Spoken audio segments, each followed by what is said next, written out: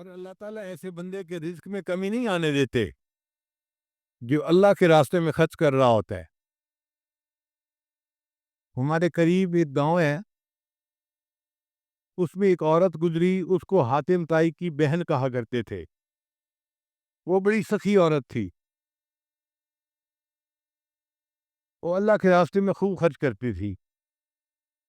اس کا خاوند بڑا ذمہ دار بھی تھا اور گاؤں کا نمبردار بھی تھا، اور وہ گاؤں بالکل سڑک کے کنارے تھا۔ اکثر لوگ وہاں بس سے اترتے اور پھر اندر جو ان کے گھر تھے ان گاؤں میں چلے جاتے تھے۔ اس نے دیکھا کہ سڑک پر لوگ بس کا انتظار کر رہے ہوتے ہیں، دھوپ میں کھڑے ہوتے ہیں، بارش میں کھڑے ہوتے ہیں، تو کیوں نہ ہو کہ میں یہاں پر کوئی سائے کی جگہ بنا دیتی ہوں تاکہ ان لوگوں کے لیے انتظار کرنا آسان۔ تو اس نے ایک کمرہ بنوا دیا، چھت ڈال دی، اور مہمانوں کو وہاں بیٹھنے کی، لیٹنے کی سہولت مل گئی۔ اب مہمان جو آتے تو وہ وہاں ٹھہرتے، گھنٹہ دو گھنٹہ جو انتظار تھا، پھر چلے جاتے۔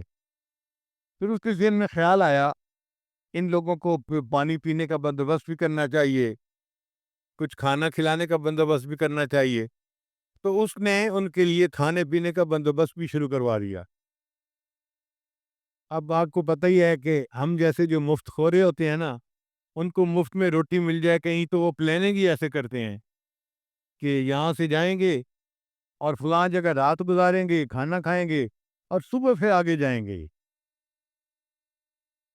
رش بڑھنا شروع ہو گیا۔ اب کھانا کھانے والے 200-300 تک پہنچ گئے۔ بات شروع ہوئی تھی 5-10 سے، اور اب انتظار گاہ میں 200-300 بندے ہوتے، مگر کھانا پکایا جاتا اور ان کو دیا جاتا۔ اب کچھ لوگ جو ہوتے ہیں نا، وہ بڑے خیر خواہ ہوتے ہیں، اللہ ہی ان سے نمٹے، ان بیچاروں کو ہضم نہیں ہوتا یہ سب کچھ۔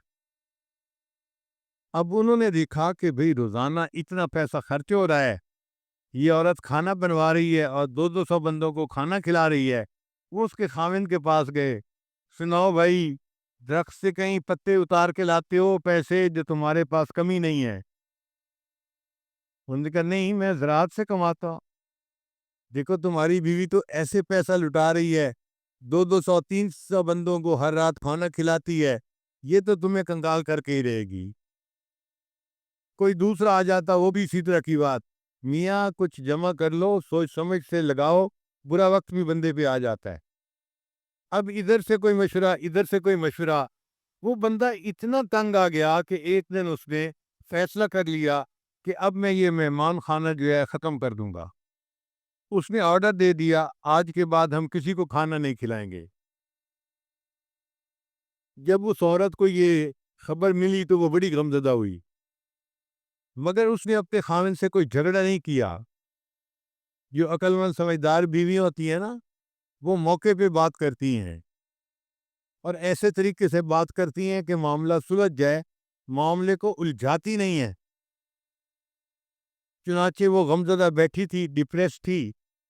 خاوند گھر آیا، اس نے پوچھا بیوی سے، کیا ہے آج بڑی مغموم لگ رہی ہو؟ اس نے کہا بس آج دل بہت غمزدہ ہے میرا، کہیں دل نہیں لگ رہا، بہت طبیعت بیزار ہے۔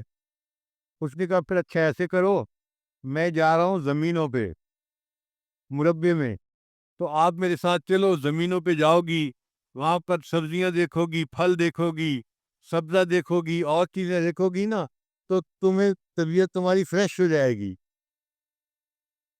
اس نے کہا ٹھیک ہے۔ چنانچہ بیوی اپنے خاوند کے ساتھ زمینوں پہ چلی گئی۔ اب کچھ دیر تو وہ چلی پھری، پھر ایک جگہ جہاں پہ کنواں چل رہا تھا نا، وہاں آ کے وہ بیٹھ گئی اور کنویں کے اندر اس نے جھانکنا شروع کر دیا۔ آدھا گھنٹہ گزر گیا، یہ عورت بیٹھی کنویں کے اندر ہی دیکھتی جا رہی ہے۔